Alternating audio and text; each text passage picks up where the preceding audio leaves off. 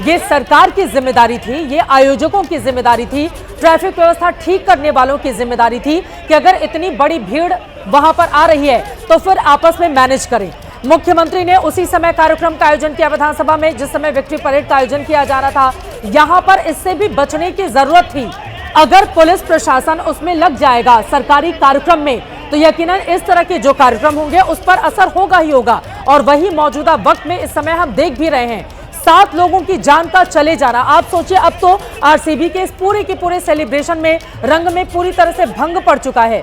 18 साल के बाद जिस टीम ने जीत हासिल की हो, जो टीम लगातार अपनी जीत को सेलिब्रेट करने के लिए अलग अलग तरीके अख्तियार कर रही है, अपने फैंस के साथ, अपने दर्शकों के साथ, अपनों के साथ, उसकी सेलिब्रेशन में अगर इस तरह के हालात पैदा होंगे तो आप सोचिए इसके लिए जवाबदेही तय करनी पड़ेगी। 7 लोगों की जान का चले जाना भगदड़ में, एक टीम जीतती है उसके सेलिब्रेशन के लिए फैंस आते हैं, कोई मरने के लिए नहीं पहुंचा था, लेकिन वहां पर आपके इंतजामात नाकाफी थे। ये जो चीख पुकार की आवाज आप सुन रहे हैं, एक दूसरे को रौंदते हुए लोग आगे बढ़ गए। विवेक, 18 साल हो चुके हैं आईपीएल के, ये 18वां सीजन है। 18वें सीजन में कई टीमें आईपीएल जीती है, किसी टीम ने भले ही पहली बार जीता हो, किसी ने विक्ट्री परेड नहीं किया, किसी ने इतना बड़ा इस सेलिब्रेशन को नहीं किया। ये आईपीएल है, एक प्राइवेट टूर्नामेंट है। इससे पहले 2007 में जब इंडिया वर्ल्ड कप जीती थी तब विक्ट्री परेड हुआ था, ओपन परेड। उसके बाद मुंबई में जब ये परेड हुआ उस टाइम पे इंडिया T20 वर्ल्ड कप जीत के आई थी। तो जब आप वर्ल्ड कप जीते हो, इंडिया के लिए जीते हो। ये देखिए बेंगलुरु मेट्रो के भीतर की तस्वीरें हैं, यहां पर भी जश्न मनाया जा रहा है, काफी ज्यादा भीड़ है, लेकिन हालात बेकाबू ना हो, लोगों को दिक्कत ना हो, जश्न मनाए जाए लेकिन उसकी वजह से ऐसे हालात पैदा नहीं हो कि लोग एक दूसरे को रोते हुए ही आगे की ओर बढ़ जाएं। इंतजामात यहां पर भी होने चाहिए थे। मेट्रो की सवारी करके लोग एक से दूसरी जगह जा रहे होंगे ताकि इस विक्ट्री परेड का वो हिस्सा बन पाए। विवेक, अपनी बात पूरी कीजिए, फिर गणेश। देखिए 2014 में जब आईपीएल जीता था कोलकाता नाइट राइडर्स, तो उसके बाद भी सेलिब्रेशन हुआ था। ममता बनर्जी वहाँ पर जाके उन्होंने ओपनली फेलिसिटेट किया था केकेआर को। ईडन गार्डन्स में हुआ था, लेकिन वहाँ पर कोई भगदड़ नहीं मची। उसके अलावा कोई और आईपीएल टीम ने कभी विक्ट्री परेड नहीं किया। सेलिब्रेशंस हुए हैं, आप जाते हैं स्टेडियम के अंदर सेलिब्रेट करते हैं और वहाँ से हो जाता है। तो जो चीफ मिनिस्टर भी थी ममता बनर्जी, वो केकेआर में अंदर स्टेडियम के अंदर ईडन गार्डन्स के अंदर आके उन्होंने सबको फेलिसिटेट किया और वहीं पर सेलिब्रेशन हुआ, सब कुछ वहाँ खत्म हो गया। और क्योंकि वो इतना बड़ा एरिया है तो आराम से वहाँ पर मैनेज किया गया। यहाँ पर बहुत ज़्यादा कन्फ्यूजन था, फैंस बहुत ज़्यादा पैशनेट थे और 18 साल के बाद ये टीम जीती थी। लेकिन बार बार सवाल यही है कि ऐसा नहीं था कि अचानक से हुआ, इसके प्लान्स मोटा मोटा सबको पता था। और उसके बाद जब जैसे गणेश ने कहा कि जब state administration, chief minister, deputy chief minister airport तक जाते हैं और एयरपोर्ट से बिल्कुल टारमैक से जो है विराट कोहली को लेके उनको वेलकम करते हुए जाते हैं, तो वहाँ पर पूरी की पूरी वीवीआईपी की जो व्यवस्था है उस पर लग जाता है, ग्राउंड मैनेजमेंट पे नहीं होता।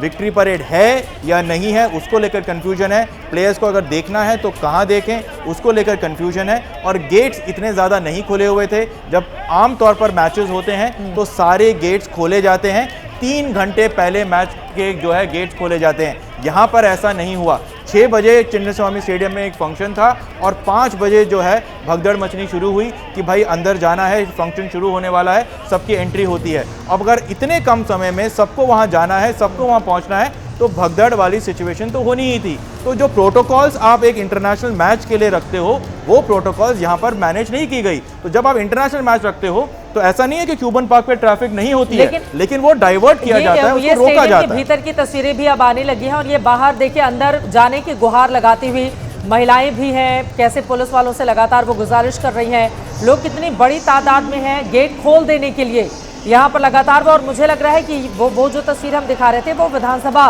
परिसर के बाहर जो गेट है उसकी वो तस्वीरें ऐसा लग रहा है। और यहाँ पर भी खचाखच भीड़ उमड़ी हुई है। दूसरी तस्वीरें हम आपको दिखा रहे हैं जब भगदड़ मची, लोग एक दूसरे को कुचलते हुए आगे की ओर बढ़ चले, लोगों ने आओ देखा न ताओ। गणेश के पास कुछ बड़ी जानकारी आ रही है। गणेश, क्या खबर है?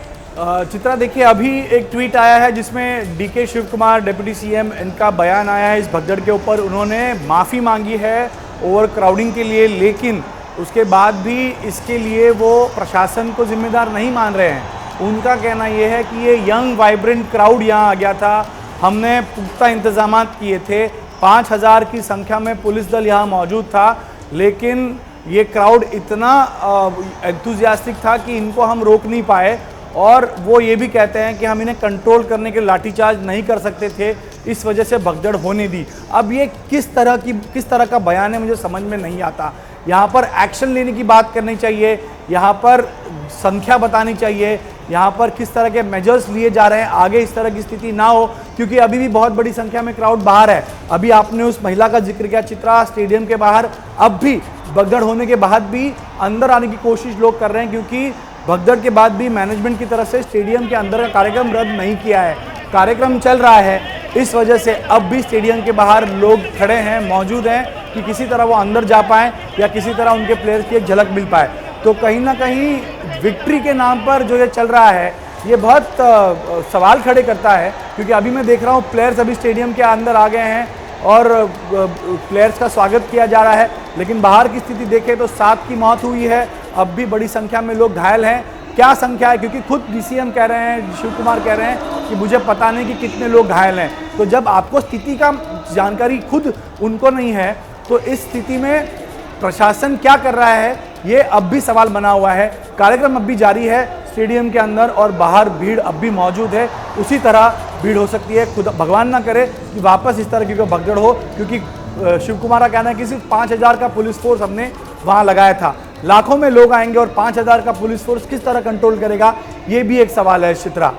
लेकिन जहां पर 7 लोगों की जान चली गई हो, वहां पर अभी भी अगर जीत का जश्न मनाया जा रहा है और आयोजकों की ओर से रद्द नहीं किया गया है, तो इसके पीछे की क्या वजह हो सकती है जीएस विवेक? क्या भारी भीड़ है और उसको तुरंत टालना अब नामुमकिन है, ये कारण हो सकता है? क्या वजह सामने आ रही है? देखिए चित्रा, जो आपने कहा, दोनों ही वजह जो है वो मुमकिन है कि अगर अब इतनी भीड़ वहाँ पर पहुँच गई है और इतने पैशनेट फैंस हैं और अचानक से सेलिब्रेशन रोक दिया जाए और कैंसिल कर दिया जाए, बोले यहाँ कुछ नहीं है, तो उसका रिएक्शन क्या होगा, क्या स्थिति और बिगड़ जाएगी, इस रिस्क को लेकर वो ले नहीं सकते थे। और दूसरी वजह ये भी हो सकती है कि मुझे 100% यकीन है कि अभी तक जो खिलाड़ी हैं, जो वहाँ पर जो मेन प्लेयर्स हैं, उनको इस बारे में अभी तक पता नहीं होगा, और जब वो पता होगा तो सोशल मीडिया के ज़रिए वो जो है अपनी संवेदनाएं जो हैं वो बहुत तुरंत सबके साथ साझा करेंगे। लेकिन ये अब आरसीबी मैनेजमेंट को है, ऐसा नहीं है कि आरसीबी के मैनेजमेंट को नहीं पता होगा, आरसीबी के मैनेजमेंट को पता होगा तो किस तरीके से उसको टोन डाउन करते हैं, सेंटिमेंट्स को रिस्पेक्ट करते हैं, और ये जो अचानक से जो एटमॉस्फेयर हो गया है उसके चलते जो सेलिब्रेशन को टोन डाउन करना है वो करने की बहुत सख्त ज़रूरत है। और मुझे पूरा यकीन है कि थोड़ा बहुत टोन डाउन होगा भी, लेकिन कार्यक्रम को एकदम से सस्पेंड करने से सिचुएशन और ज़्यादा बिगड़ सकती है, जिसके चलते मुझे ऐसा लग रहा है कि अभी भी वो कार्यक्रम चल रहा है। बिल्कुल, वहां पर जीत का जश्न मनाया जा रहा है। जो जानकारी सामने आई है, स्टेडियम के भीतर जिस कार्यक्रम को होना था वो कार्यक्रम यथास्थिति आगे की ओर बढ़ेगा। और क्या जानकारी मिल रही है गणेश? सवाल सबसे बड़ा यही है, देखिए एक तरफ 7 लोगों की जान का चले जाना, ऊपर से बार बार कार्यक्रम को लेकर अलग अलग कंफ्यूजन पैदा किया जाना, यहाँ पर क्या आयोजकों की ओर से भी एक बड़ी भूल हुई है?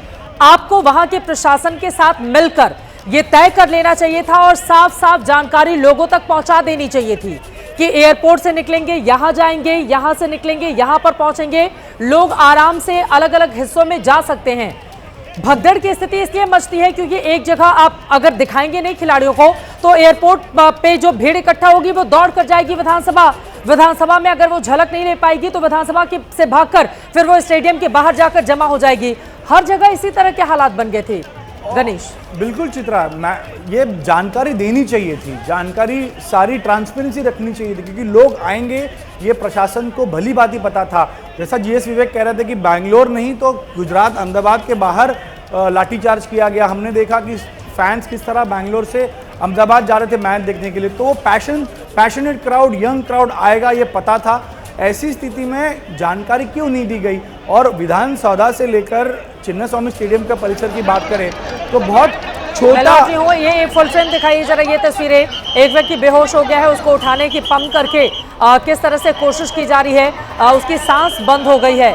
और इस तरह से आपको बताते चले, सिर्फ एक व्यक्ति नहीं, कई लोग इस तरह के वहां पर देखने को मिले हैं। और ये तस्वीरें आपको विचलित कर सकती हैं। वहां पर इतनी ज्यादा गर्मी इतनी भारी भीड़ वहां पर हो गई, लोग एक दूसरे को कुचलते हुए आगे बढ़ गए और यहां पर इस व्यक्ति की सांस रुक गई है, जिसको कोशिश की जा रही है कि जल्द से जल्द उसकी सांस वापस आए। और आप देखिए पंपिंग की जा रही है और इस तरह की कई तस्वीरें अब तक हम देख चुके हैं। 7 लोगों की जान जा चुकी है। ये तस्वीरें आपको विचलित कर सकती है। जिस विवेक, इन तस्वीरों पर आपकी टिप्पणी जल्दी से। देखिए, सीपीआर दिया जाने की कोशिश की जा रही है कि जब पेशेंट रिस्पॉन्ड नहीं करता है तो आर्टिफिशियली आप मैनुअली उसको हार्ट को पंप करते हो ताकि वो दोबारा हार्ट पंप करने की कोशिश की जाए। माउथ टू माउथ ब्रीदिंग की जाती है। ये स्टैंडर्ड मेडिकल सीपीआर की तरफ से। अच्छी बात यह है कि वहाँ के लोग ये कोशिश कर रहे हैं, लेकिन ये जो तस्वीरें हम देख रहे हैं ये अपने आप पे जो है, देखिए माउथ टू माउथ ब्रीदिंग की जा रही है ताकि सीपीआर की तरीके से उस पेशेंट को उस फ़ैन को रिवाइव करने की कोशिश करी जा रही है। लेकिन ये ऐसे तस्वीरें नहीं थी जो हमको देखनी चाहिए थी। ये एक सेलिब्रेशन का माहौल था, लेकिन जिस तरीके से एडमिनिस्ट्रेशन ने इसको हैंडल किया है पूरी तरीके से फेल हुआ है। वीआईपी अगर मूवमेंट थी तो क्यों थी, अगर थी तो पूरे रास्ते नहीं होनी चाहिए थी, एक जगह पे होनी चाहिए थी। और अगर एक स्टेडियम में ये इवेंट था तो गेट्स बहुत पहले से खोल देने चाहिए थे, सारे गेट्स खोले जाने चाहिए थे। विधानसभा में एक अलग फंक्शन होता है, चिन्नस्वामी एक अलग फंक्शन होता है, एयरपोर्ट से लेकर वहाँ तक लोग आते हैं और इतने शॉर्ट नोटिस पे कभी कहा जाता है कि विक्ट्री परेड होगा, ओपन बस में होगा, कभी कहा जाता है कि नहीं ट्रैफिक कंजेशन के चलते हम वो नहीं करेंगे। तो बात हमेशा ट्रैफिक कंजेशन को लेकर हुई। पब्लिक और उनका सपोर्ट, उनका पैशन, उनका जो रिस्पांस है उसको देकर कभी कोई इंतज़ाम नहीं थे। और ये एक सिंपल सी चीज़ है कि ये ऐसा नहीं था कि कल रात को जीते, आज सुबह उठे और बेंगलुरु के लिए निकले तब ये तय हुआ कि हम ऐसा कुछ करने वाले हैं। हमेशा से, चाहे वो पंजाब जीतती या फिर वो बेंगलुरु जीतती, सेलिब्रेशंस के टीमें के जो इंतज़ाम होते हैं, जो उनके मैनेजमेंट होती है, वो पहले से कर लेती है। चाहे वो टी शर्ट हो, चाहे वो प्रोसेस हो, चाहे वहाँ के चीफ मिनिस्टर को बोला जाए, वहाँ के एडमिनिस्ट्रेशन को बोला जाए कि हम ऐसा करना चाहते हैं, क्या हम कर सकते हैं, अगर ऐसा होगा तो हम इस तरफ पे आएंगे। जो फ्लाइट के जो डिटेल्स होते हैं वो पहले से दिए जाते हैं, तो ये सब चीज़ें पहले हो जाती हैं। लेकिन उसके बावजूद इतना कैजुअल एटीट्यूड। बिल्कुल, आप विवेक आप ही से सवाल है, गणेश उसके बाद में फौरन आपके पास आऊंगी। क्या ये माना जा सकता है कि चूंकि 18 सालों के बाद जीत मिली तो खिलाड़ियों से ज्यादा क्रेडिट लेने की यहाँ पर एक तरह की होड़ मच गई? चूंकि 18 साल के बाद का ये मौका था, यही कारण रहा कि विधानसभा में भी बड़े कार्यक्रम का आयोजन जो कि रात में हो सकता था, इस कार्यक्रम के बाद हो सकता था, वहां पर भी बहुत बड़ी तादाद में लोगों की मौजूदगी थी जो अंदर विधानसभा के भीतर दाखिल होने के लिए बेचैन नजर आ रहे थे।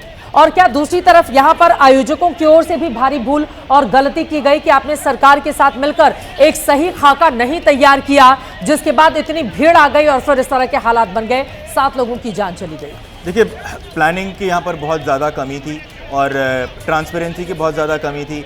ठीक तरीके से इन्फॉर्मेशन दी नहीं गई। आरसीबी ने अचानक से पेड टिकट्स भी रखे वहाँ पे कि ताकि उनको ऐसा लगा कि अगर हम टिकट्स रखेंगे तो क्या सकता है कि फ्री में नहीं हो, तो क्या पता थोड़े कम लोग आए। तो हर तरीके से वो फेल हुए अपने ही खुद के फैंस को समझने में। वहाँ की लोकल पुलिस को समझ नहीं आया कि आरसीबी का जो पैशन है वो कितना है। मैं ये मानने को तैयार नहीं हूँ कि वहाँ के लोग, वहाँ की पुलिस, वहाँ की एडमिनिस्ट्रेशन, अगर कल रात को जब अहमदाबाद में टीम जीती थी तब अगर आप सिटी का हाल बाहर जाते और देखते कि क्या हाल था, तो आपको पता चल जाना चाहिए कि अगर कल ये टीम वापस यहाँ आएगी। और ऐसा नहीं होता है क्योंकि दुनिया भर में वर्ल्ड वाइड, चाहे वो FC बार्सिलोना हो, इंटर मिलान हो, चेल्सी हो, लिवरपूल हो, जब भी वो अपने अपने टूर्नामेंट जीतती है तो वो अपने शहर वापस आती है, वहाँ पर उनका स्वागत होता है। तो एक आम प्रोसेस है। इंडिया में KKR ने ज़रूर किया है, बाकी सब टीमों ने नहीं किया, क्योंकि अक्सर IPL ख़त्म होने के तुरंत बाद जो है इंडिया के कमिटमेंट्स होते हैं। यहाँ RCB को 18 साल का इंतज़ार करना पड़ा। और ये बात RCB की नहीं है, ये बात विराट कोहली की है। तो आप भले ही अगर कहीं पे भी रहते हो, आप विराट कोहली के फैन हैं, कल आपने उसको रोते हुए देखा। मैच खत्म होने से पहले, आखिरी ओवर से पहले ही विराट कोहली इतने भावुक हुए थे।